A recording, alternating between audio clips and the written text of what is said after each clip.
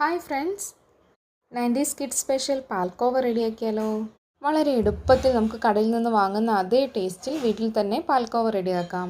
ഇതിനായി ഒരു പാനിലോട്ട് 1/4 കപ്പ് നെയ്യും 1/4 കപ്പ് സൺഫ്ലവർ ഓയിലും ഒഴിച്ചു കൊടുക്കാം. ചൂടായി വരുമ്പോൾ 1 കപ്പ് മൈദ ചേർത്ത് നന്നായി മിക്സ് ചെയ്തെടുക്കാം.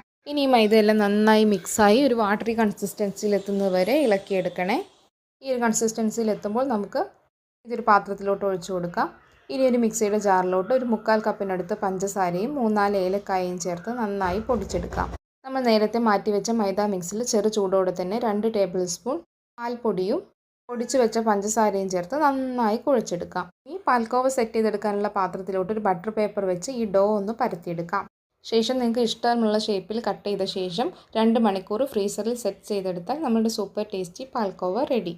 ഇതുപോലെയുള്ള സിമ്പിൾ ആൻഡ് ടേസ്റ്റി റെസിപ്പികൾക്കായി ശ്യാമാസ് റെസിപ്പി ബോക്സ് സബ്സ്ക്രൈബ് ചെയ്ത് വീഡിയോസ് കാണാൻ മറക്കല്ലേ.